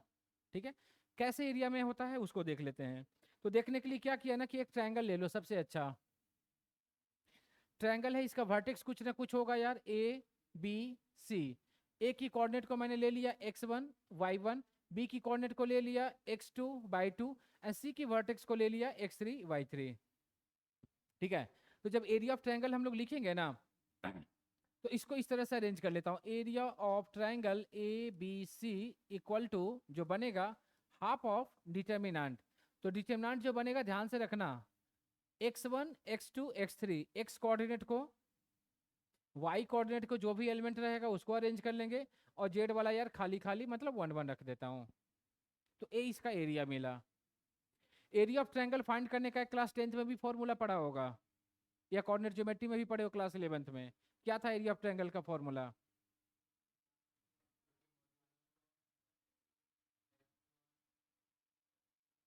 बस x1 y1 करते रहो, कुछ ना कुछ तो सही होगा ही। और और किसी को नहीं याद है? देखो देखो वो जो फॉर्मूला पढ़ा था ना 10th में, देखोगे तो डिटरमिनेंट से ही बना है वो वाला फॉर्मूला। ऐसे तो उसका प्रूफ अवेलेबल है ज्योमेट्री कई एप्लीकेशन से यूज करके, बट उसको ना फॉर्मूला को हम लोग डिटरमिनेंट से भी बना सकते हैं। कैसे देखना, यदि ये क्या है हमारा डिटरमिनेंट है 3/3 का, और वैल्यू में ऐसे फाइंड कर रहा है ऐसे, तो हाफ तो एज इट इज रहेगा। देखना पहला एलिमेंट क्या है x1, तो x1 को एलिमिनेट करेंगे, क्रॉस मल्टीप्लाई करोगे तो क्या मिलेगा, y2 माइनस y3, इसको रख दिया ब्रैकेट में। अगला एलिमेंट क्या है माइनस, इसका साइन क्या होगा माइनस, तो इसको जब एलिमिनेट करेंगे तो क्या मिलेगा, लेकिन वहां पे फॉर्मूला में था y3 माइनस y1, तो उस माइनस को आप कॉमन निकालोगे तो क्या प्लस बन जाएगा। अगला एलिमेंट क्या है हमारा x3, तो क्या बनेगा y1 माइनस y2 बन गया। तो देख लो यही फॉर्मूला था हमारा 10th में, half of x1 y2 minus y3 plus x2 y3 minus y1 plus x3 y1 minus y2। समझ में आया? तो सब कुछ देखोगे यार घूम फिर करके वहीं पे हम लोग पहुंच रहे हैं। समझा? हाँ, तो यहाँ पे यार इसको अप्लाई नहीं करेंगे क्योंकि गलती करोगे एप्लीकेशन में इसका, कभी x1 के जगह पे y1 लिख दोगे, y2 के जगह पे y3 लिख दोगे, प्लस के जगह पे माइनस, माइनस के जगह पे प्लस लिख दोगे। तो इसलिए आसान बना दिया गया डिटर्मिनेंट को, क्योंकि इसमें यार ज़्यादा कोई लफड़ा नहीं है, लफड़ा इसमें है। ठीक है, तो हमेशा लफड़ा वाला चीज़ों से बचो। हाँ, क्योंकि लफड़ा वाला चीज़ों से जितना दूर रहोगे उतना सुकून वाली जिंदगी जियोगे। लफड़ा में पड़ोगे तो लफड़े में ही जिंदगी बीत जाएगा। ठीक है, आगे बढ़े। तो पहला जो एप्लीकेशन हमें मिला कहाँ पे, एरिया ऑफ ट्रायंगल फाइंड करने में। सेकंड जो एप्लीकेशन इसका है, सेकंड जो इसका एप्लीकेशन है ना, कोलिनियर पॉइंट चेक करने में इसको हम लोग यूज करते हैं। कोलिनियर पॉइंट्स, ठीक है, कोलिनियर पॉइंट्स क्या होता है, होता क्या है collinear points, what is collinear points? 3 points are same line, 4 point नहीं हो सकता है? बोलो बोलो। जैसे मान लिया कि 3 कोई भी पॉइंट है, 3 कोई भी पॉइंट है ए बी सी, ठीक है ना, तो ये जो तीनों पॉइंट ए बी सी है कहाँ पे है, एक लाइन सेगमेंट पे है। तो कोलिनियर पॉइंट का डिफिनेशन यार बचपन से पढ़ते आ रहे हो कि जितने भी पॉइंट यदि लाइन सेगमेंट पे लाई कर रहा है तो सारे पॉइंट को हम लोग क्या बोलते हैं, कोलिनियर पॉइंट बोलते हैं। तो यहाँ पे यार वर्टेक्स हम लोग 3 ही लिए थे ना ट्रायंगल में, और मेनली जो ऑर्डर ऑफ द डिटर्मिनेंट था क्या था, 3 ऑर्डर का था। इसलिए हम लोग यार 3 पॉइंट के बारे में ही देखते हैं, समझते हैं, और इसी की एप्लीकेशंस है। बनने का यहाँ पे 4 पॉइंट भी बनेगा, उसको भी कोलिनियर बोलेंगे, बट 4 का यहाँ पे कोई जरूरत है नहीं, तो इसलिए 3 पढ़ते हैं हम लोग। तो इसका जो टर्म्स एंड कंडीशन है ना, कि यदि हमारा एरिया ऑफ ट्रायंगल ABC की वैल्यू 0 बन जाए, तो उस केस में उस पॉइंट को हम लोग क्या बोलते हैं, कोलिनियर पॉइंट बोलते हैं, वो सारे पॉइंट को।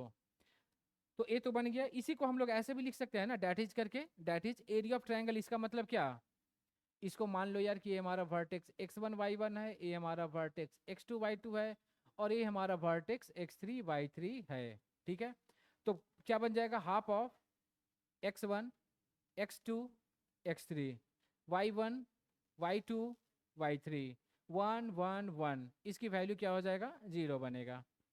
ठीक है, और ये यार ए टू को हटा सकते हो आप, कोई रोक टोक नहीं है, क्योंकि ए टू क्या है, कांस्टेंट ही तो है, तो कांस्टेंट को उधर भेज दो। तो जस्ट ए डिटर्मिनेंट की वैल्यू यदि 0 है तो हम लोग बोलेंगे कि वो पॉइंट कैसा है, कोलिनियर पॉइंट्स है। ठीक है, तो ये हमारा एप्लीकेशन नंबर 2 बन गया।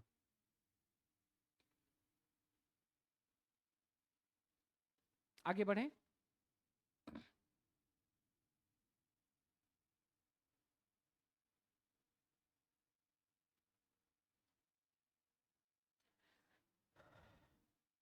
ठीक है ना, चलो नेक्स्ट देखो, जो नेक्स्ट इसका एप्लीकेशन है ना,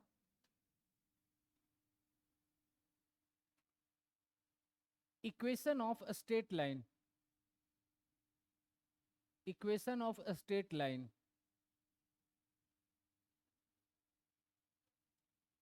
हाँ, तो देखो स्ट्रेट लाइन वाले चैप्टर में भी हम लोग लाइन का बहुत सारे फॉर्म पढ़ा था। ठीक है, तो एक फॉर्म ए भी है, डिटर्मिनेंट का भी फॉर्म है। ठीक है, क्या है कैसे वो देखते हैं। जैसे देखो, लाइन के लिए हमें क्या चाहिए, लाइन कैसे बना है, दो पॉइंट को मिलाएंगे तभी तो लाइन बनेगा ना यार। जैसे मैंने मान लिया कि एक हमारा पॉइंट ए है x1 y1, और एक मैंने पॉइंट ले लिया बी x2 y2, ये हमारा दो पॉइंट बन गया, लाइन है। जो दोनों पॉइंट को ज्वाइन किया तो लाइन ही बना ना। इसका इक्वेशन कैसे लिखेंगे, डिटर्मिनेंट के टर्म में, समझ में आया। तो इक्वेशन ऑफ लाइन जब हम लोग लिखते हैं ना, इक्वेशन ऑफ लाइन इज ऐसा, x y x1 y1 x1 x2 y1 y2, और ये बन जाएगा हमारा 1 1 1, और ये क्या हो जाएगा 0। क्योंकि लाइन के लिए हमें क्या चाहिए, एक्स वाई का टर्म चाहिए, तो एक्स वाई बना दिया। इसका क्रॉस x1 y1 क्वेश्चन में तो गिवन रहेगा ना, कोई भी पॉइंट है तो नंबर तो दिया रहेगा ना हमारा। तो अरेंज इसको सिंप्लीफाई करोगे तो एक्स वाई में जो रिलेशन बनेगा वही हमारा क्या बनेगा, इक्वेशन ऑफ द लाइन बनेगा। चाहो तो यार एक ऐसा एग्जाम्पल मैं दे देता हूँ। एक पॉइंट है हमारा -2 3, और एक पॉइंट है हमारा B4 1, इसका इक्वेशन ऑफ द लाइन लिखो क्या बनेगा।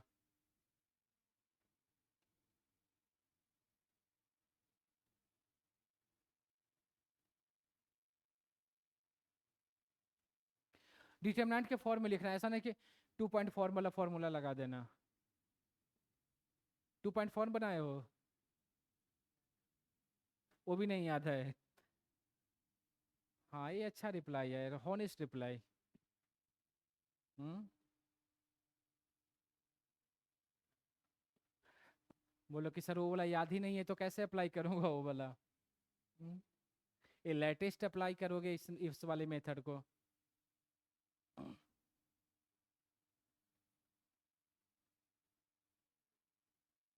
आ गया ना यार, ये बस क्वेश्चन को ऐसे ही दे दिया था समझने के लिए, कोई मतलब नहीं बनता इस क्वेश्चन का। देखो क्या बोलोगे करोगे, x y1, x1 क्या है -2 4 है, y1 क्या है 3 है, 1 है, और इधर पे तो 1 1 रहेगा, इक्वल टू 0। अब जैसे डिटरमिनेंट फाइंड करते हो फाइंड कर लो। x है रखा, x किस रो किस कॉलम में है, फर्स्ट रो फर्स्ट कॉलम में, इसको हटा दो तो क्या बचा 3 -1 तो 2 बचेगा, -y, तो y किस रो किस कॉलम में है, फर्स्ट रो सेकेंड कॉलम में, तो -2 -4 -6 होगा, +1 किस रो किस कॉलम में है, third row first row third column में, तो -2 -12 -14 होगा, इक्वल टू 0। थोड़ा सा और सजा के ऐसे लिख दो 2x plus 6y minus 14 equal to 0। थोड़ा सा और सजा के ऐसे लिख दो x plus 3y minus 7 equal to 0। ठीक है, तो यार टाइम पास है और कुछ नहीं है। हाँ, अब यार 2.4 का डायरेक्ट मेरे पास फॉर्मूला है, फिर इतना मैं क्यों करने जाऊंगा। तो ये बस एक एप्लीकेशन था, इसलिए इसको समझाने के लिए मैंने बता दिया कि बाद में ना बोलो कि सर ये भी तो एक एप्लीकेशन है ना। तो नॉलेज यार जितना रखो, जो अच्छा लगे उसको लगा दो। 2.4 में देखो डायरेक्ट फॉर्मूला ही था ना 2.4 का, ये वाला y minus y one equal to y two minus y one upon x2 minus x1 into x minus of x1। अब देखो इसमें डायरेक्ट वैल्यू को बैठाने से आंसर आ जा रहा है, और इसको पहले डिटरमिनेंट में सजाओ फिर फाइंड करो, और इसमें गलती के चांसेस ज़्यादा है, तो इसलिए इसको नहीं करने का, समझा। इसको लगाने का, हाँ तो जैसे भी लाइन मिलेगा ना यार तो वही हम लोग फॉलो करेंगे, इसको कोई जरूरत नहीं है, ठीक है ना। तो मेनली जो डिटरमिनेंट का एप्लीकेशन है 3 एप्लीकेशन है।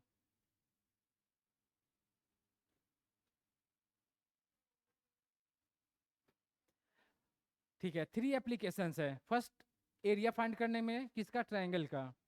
एरिया ऑफ स्क्वायर भी बना सकते हो, दो दो पार्ट में डिवाइड करके, है उसका एप्लीकेशन एक ही। सेकंड, कोलिनियर पॉइंट चेक करने के लिए, और थर्ड हमारा इक्वेशन ऑफ लाइन लिखने के लिए। तो मेनली यार ये 3 एप्लीकेशन है इसका, ठीक है। एक आध दो क्वेश्चन देख लेते हैं यार इसका एप्लीकेशन से रिलेटेड, ठीक है।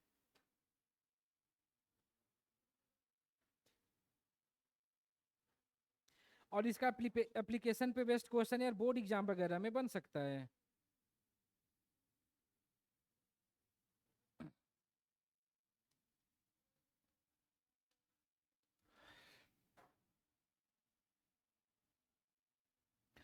देखो एक ऐसा क्वेश्चन है, छोटा सा क्वेश्चन दे रहा हूं यार। If the points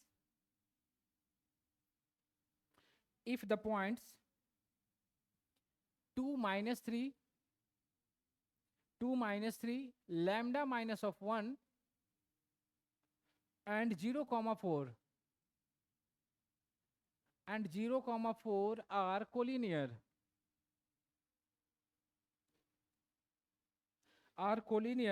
then the value of lambda is,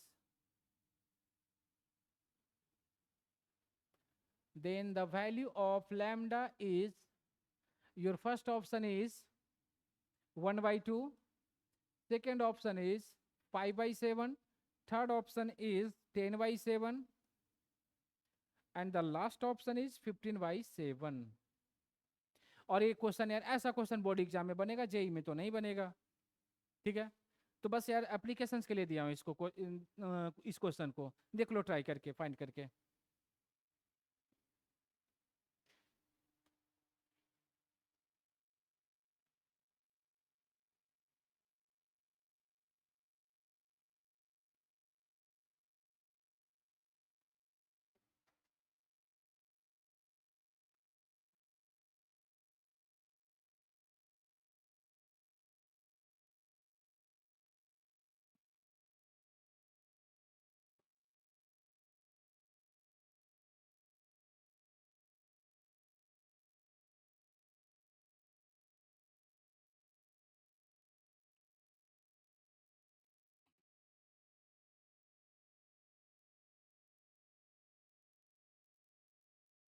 इसमें भी इतना टाइम लगा रहे हो तुम लोग,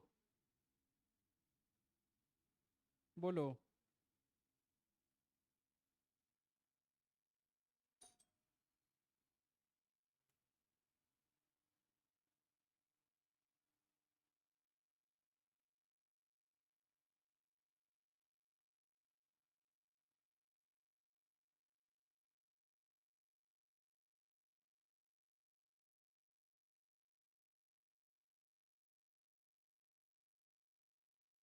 आ गया सभी का ना।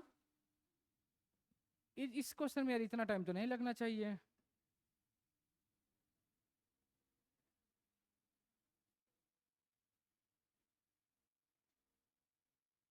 टेन बाई सेवन, ठीक है, हो जाएगा ना सभी का। जस्ट यार डिटरमिनेंट बनाओ, 4 कोलिनियर पॉइंट अभी हम लोग देखे हैं, 4 कोलिनियर पॉइंट्स। डिटरमिनेंट की वैल्यू 0 होना चाहिए, डिटरमिनेंट बनाएंगे, सीक्वेंस लिखना प्रॉपर, x1 वाले को पहले लिखो 2 लैम्डा 0 -3 -1 4 और इधर पे 1 1 1 और इसकी वैल्यू क्या होना चाहिए 0। या डिटर्मिनेंट सिंप्लीफाई करोगे तो देखना इसकी वैल्यू मिल जाएगा 10/7, तो ऑप्शन सी हो जाएगा। ठीक है, तो ये सब यार बच्चों वाली सवाल है, ठीक है ना। देखो अभी तक जितना हम लोग पढ़े हैं ना उसका कुछ MCQ प्रॉब्लम देख लेते हैं उससे रिलेटेड, ठीक है। जैसे लिखना क्वेश्चन हो गया ना सभी का।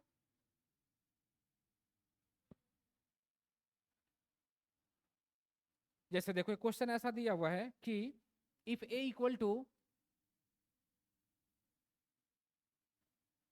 if a equal to 5a3 minus b2 5a3 minus b2 and अच्छा ये चीज अभी बताया नहीं हूं, ठीक है, फिर भी आप इस क्वेश्चन को लिख लो, ठीक ना। And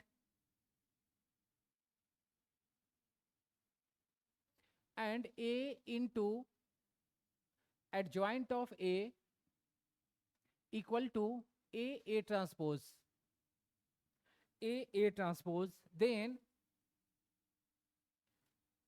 5a plus b then 5a plus b is equal to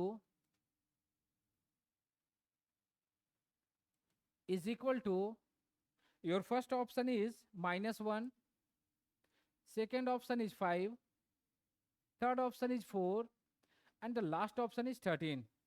-1 5 4 and 13 ये है हमारा, ठीक है, कर सकते हो क्या, टाइम लगेगा। और कोई देखो एक चीज तो अभी बताया नहीं हूं, इसका प्रॉपर्टी एडजॉइंट वाला का। एडजॉइंट क्या होता है आगे इसका एप्लीकेशन माइनर को फैक्टर ये सब देखोगे ना तो पता चलेगा एडजॉइंट क्या होता है, बट एक छोटा सा प्रॉपर्टी इसका मैं बता देता हूँ, उसी के एप्लीकेशन है। अच्छा ये चीजें तो क्लियर है क्या होता है, ट्रांसपोज रो और कॉलम को इंटरचेंज करेंगे। देखो इसका प्रॉपर्टी क्या होता है ना कि determinant of A into identity हो जाता है। अब ऑर्डर ये कितने ऑर्डर का है, 2/2 है ना, तो इसका पावर में क्या हो जाता है 2 - 1, जो फॉर्मूला है ना n-1 होता है, और n क्या बताता है ऑर्डर को, तो यहाँ पे क्या मिल जाएगा हमारा 2 - 1 मिलेगा। ठीक है, तो सबसे पहला काम क्या करते हैं ना, इसका हम लोग डिटर्मिनेंट निकाल लेते हैं। डिटर्मिनेंट, तो determinant of a equal to हमें क्या मिलेगा 5a3 माइनस b2 बनेगा। क्रॉस मल्टीप्लाई करोगे तो क्या बन जाएगा 5 2 जा 10a माइनस क्या मिलेगा -3b, और ये क्या बन जाएगा हमारा 10a + 3b बनेगा। बनेगा बोलो हाँ। अब यहाँ पे आ जाते हैं हम लोग, इस a इंटू एडजॉइंट की जगह पे हम लोग क्या लिख सकते हैं, डिटर्मिनेंट a का पावर 2 - 1 1 इंटू क्या मिलेगा आइडेंटिटी a हमारा गिवन मैट्रिक्स है, तो गिवन मैट्रिक्स क्या बनेगा 5a3 माइनस b2 बनेगा। ट्रांसपोज, तो ट्रांसपोज के लिए क्या करेंगे रो को कॉलम में शिफ्ट कर देंगे, तो रो को कॉलम में शिफ्ट करोगे तो क्या बनेगा 5a माइनस b3, 2 बनेगा। अब देख लो डिटर्मिनेंट a की वैल्यू कितना है हमारे पास, डिटर्मिनेंट a की वैल्यू यही है ना, तो इसके जगह पे आप ऐसे रख सकते हो 10a + 3b इंटू I2 बोले तो आइडेंटिटी मैट्रिक्स, तो इसको क्या करेंगे 1 0 0 1 ऐसा बना दिया। ठीक है, अब इधर पे आते हैं, तो इधर हमारा क्या है दो मैट्रिक्स का प्रोडक्ट है, तो 5 5 जा और a + b² बनेगा। 5 × 3 क्या मिलेगा 15a और a क्या बनेगा 2b, यहाँ पे क्या बन जाएगा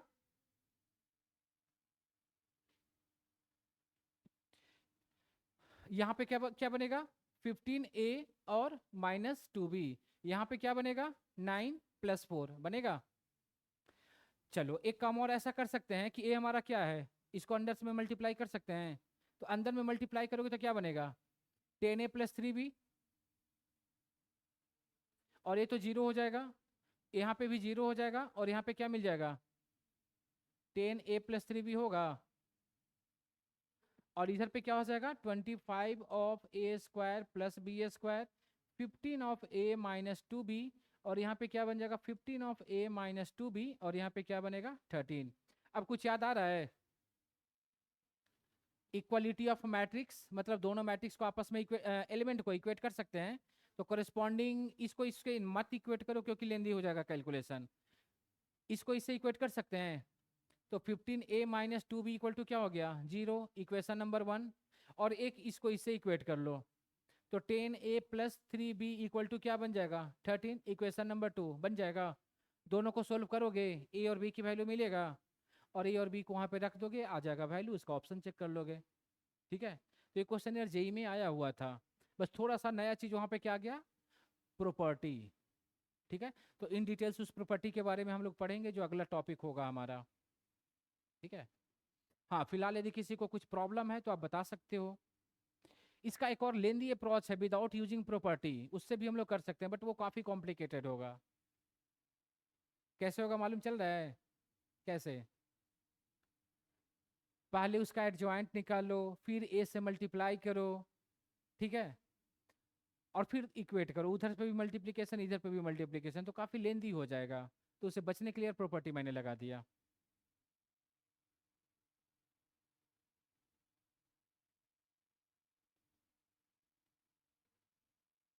आया इसका आंसर किसी का? एलिमिनेशन मेथड लगा दो ना यार, या एक मन और करे तो यहाँ से ए और बी किसी का भी वैल्यू निकाल के यहाँ पे भी पुटअप करो। सब्स्टिट्यूशन भी लगा सकते हो, क्लास 10th में बहुत सारा फॉर्मूला मेथड पढ़ा पढ़ा होगा। जल्दी से आंसर बताओ तुम लोग।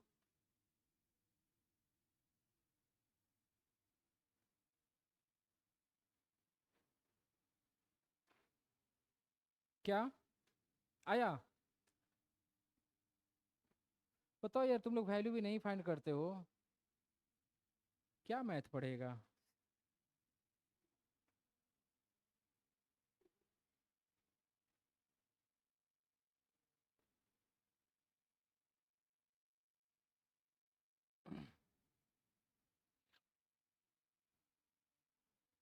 देखो इसका जो आंसर आएगा ना यार, बी आएगा, 5 आएगा।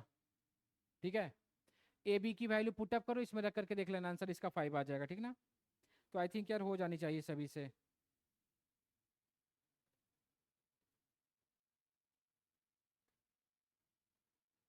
चलो नेक्स्ट पॉइंट पे आऊं।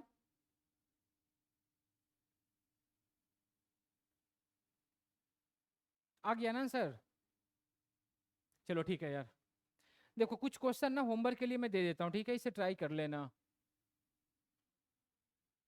जैसे क्वेश्चन इस तरह का दिया हुआ है, इफ 10 10 1 1 इस तरह से दिया हुआ है, 10 2 1 10 3 1 10 3 1, और ये सिलसिला चलेगा चलेगा चलेगा, कहाँ तक चलेगा, यहाँ तक चलेगा, 10 n-1 1 तक। और इसकी जो वैल्यू दिया हुआ है इस तरह का दिया हुआ है 10 78 and 1, 10 78 and 1, then the inverse of then the inverse of 10 n-1 is your first option is 112 0 1, second option is 10 -13 1, third one is 113 0 1, and last one is 10 -12 and 1। ठीक है, कैसे करेंगे मालूम चल रहा है इस क्वेश्चन को? बोलो इस क्वेश्चन को कैसे करोगे? देखो क्या है मालूम चल रहा है, मैट्रिक्स का प्रोडक्ट है, बहुत सारे मैट्रिक्स का मल्टीप्लिकेशन करना है। ठीक है, तो मैं बता देता हूँ कैसे क्या इसका अप्रोच करोगे, ठीक है। क्वेश्चन यार जेई में आया हुआ है, 2019 या 20 के आसपास में आया हुआ था क्वेश्चन। करना क्या है कि इसको इससे मल्टीप्लाई करोगे, ठीक है, कुछ आएगा, फिर जो कुछ आएगा उसको इससे मल्टीप्लाई कर लेना है, ठीक है। जो कुछ आएगा उसको आगे मल्टीप्लाई करने की जरूरत नहीं है, वहां से पता चल जाएगा कि क्या सीक्वेंस चल रहा है, ठीक है ना। तो देखना ए वाला ऑलमोस्ट सब में सेम आता जाएगा, 101, ए वाला वैरी करेगा, ठीक है। तो वहां से हम लोग पता चल जाएंगे कि जब लास्ट में मल्टीप्लाई करेंगे ना तो कौन सा एलिमेंट मिलेगा लास्ट में। तो जो लास्ट में एलिमेंट मिलेगा उससे यहाँ से इक्वेट कर लेंगे तो एन की वैल्यू मिल जाएगा, और इस एन की वैल्यू को यहाँ पर रख देंगे तो उसका इनवर्स मिल जाएगा, और उसके बाद आप ऑप्शन चेक कर लोगे, ठीक है। तो इस क्वेश्चन को ट्राई कर लेना, बाकी कुछ क्वेश्चन और मैं सेंड कर दूंगा, ठीक है। इसके बाद जो कल वाला क्लास होगा उसमें हम लोग देखेंगे, अभी जस्ट क्या था, डिटर्मिनेंट का इंट्रोडक्शन था कि डिटर्मिनेंट होता क्या है, कैसे वैल्यू फाइंड करते हैं, क्या उसकी एप्लीकेशंस है, ठीक है। तो डिटर्मिनेंट में और भी बहुत सारी चीजें बचा हुआ है, जैसे इसका minor, cofactor, adjoint, inverse, system of linear equation, ये सब चीजें बचा हुआ है जो कि इंपॉर्टेंट है। तो उसको हम लोग कमिंग क्लासेस में देखेंगे, ठीक है। ओके ओके, रुक जाओ।